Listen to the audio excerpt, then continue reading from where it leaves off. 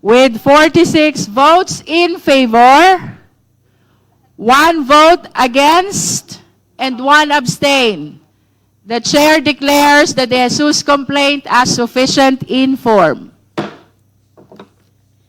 There is a motion to declare the De Jesus complaint as sufficient in form. The same has been objected to by the Honorable Abante, and therefore we will be dividing the House. Those who are in favor of the motion, please raise your right hand. Comsec, please count.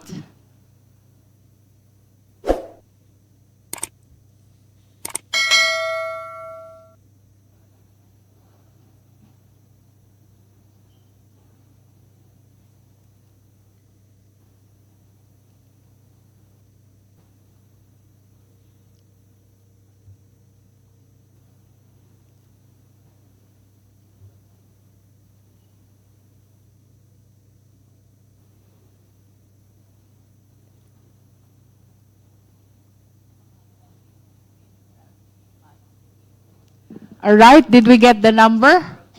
Those who are not in favor of the motion, please raise your right hand.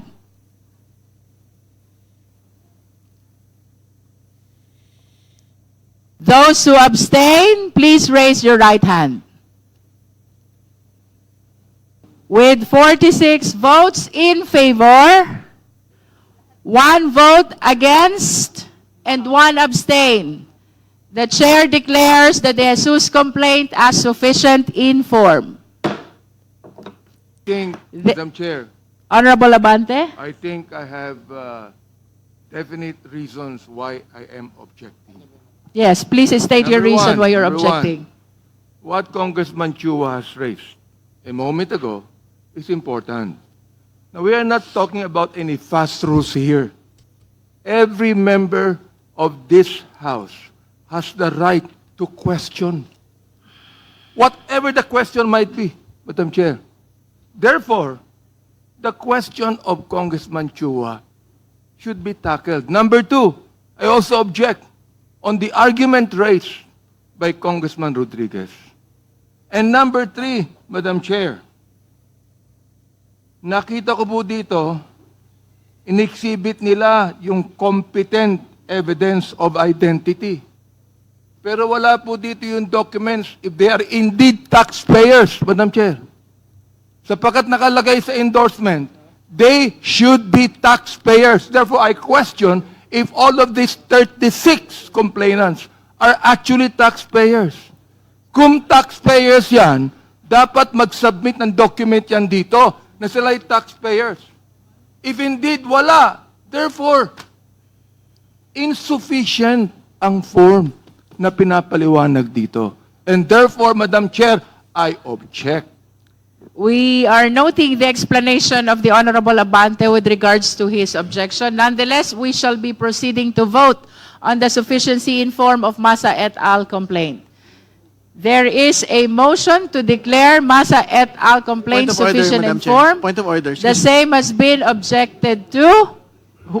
Point of order. Those who are in favor, we shall now divide the House. The Honorable Ridon.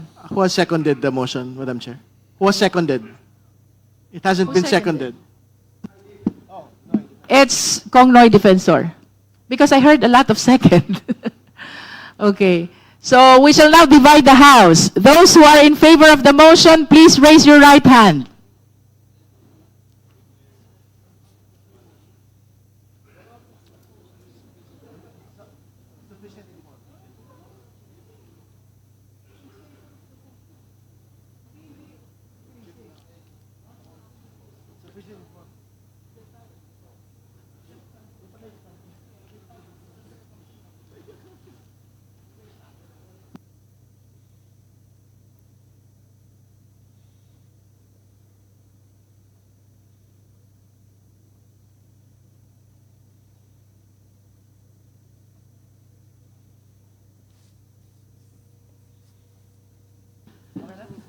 Those who are not in favor of the motion, please raise your right hand. Kong Tinyo.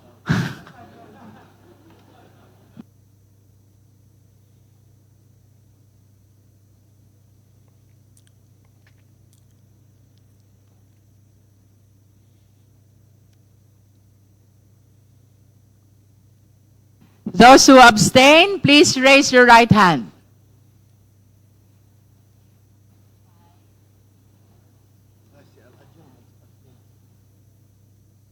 Comsec, the vote, please.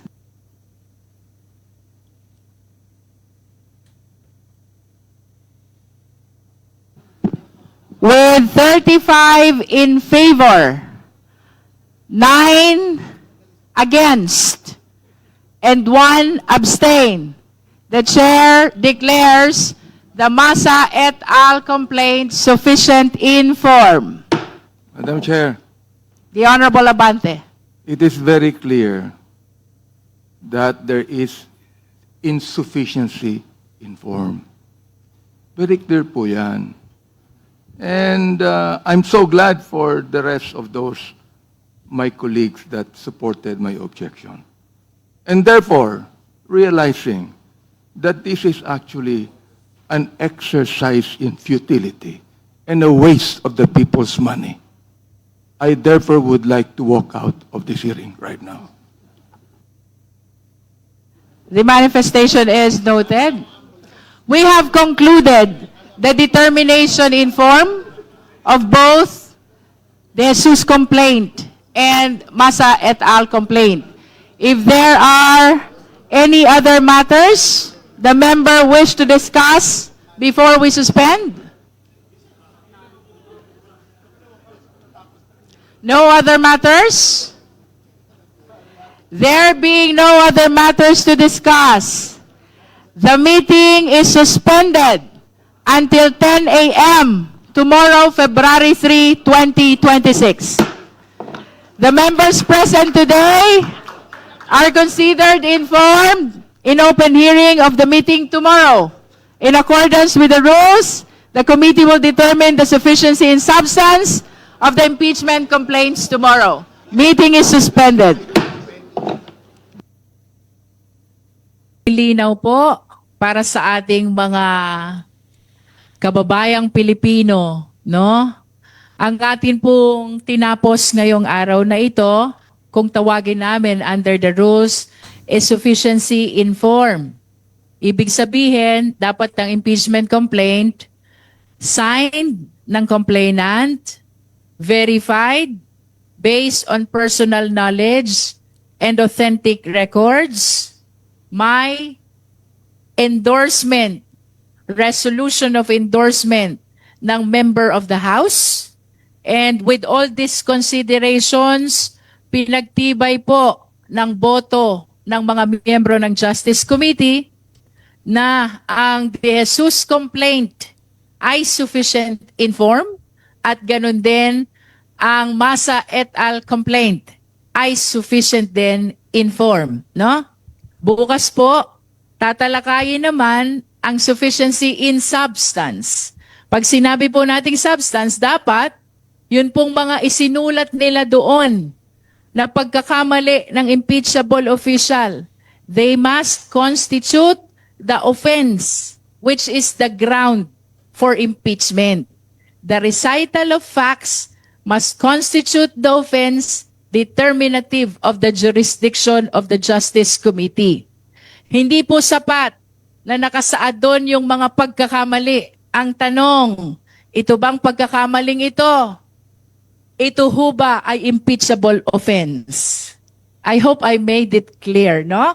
At kagaya po ng nangyari kanina, bukas, pagkatapos pong talakayan ang sufficiency in substance, ang offense ba ay impeachable offense? Sapat ba ito para mag-constitute ng ground for impeachment? Boboto pong muli ang mga miyembro ng Justice Committee kung ang De Jesus complaint ay sufficient in substance at kung ang Masa et al. Complaint ay sufficient in substance. Again, kagaya po ng sinabi namin kanina, ito po'y preliminary matters of the entire proceeding of impeachment. And in determining form and substance, we are supposed to confine. Ang tututukan lang po namin ay kung ano ang nakasulat at nakikita namin sa impeachment complaint. We are not supposed to go beyond. Bawal pa po kaming makinig ng mga ebidensya to prove the allegations in the complaint. That will happen after these complaints pass the standards of form and substance.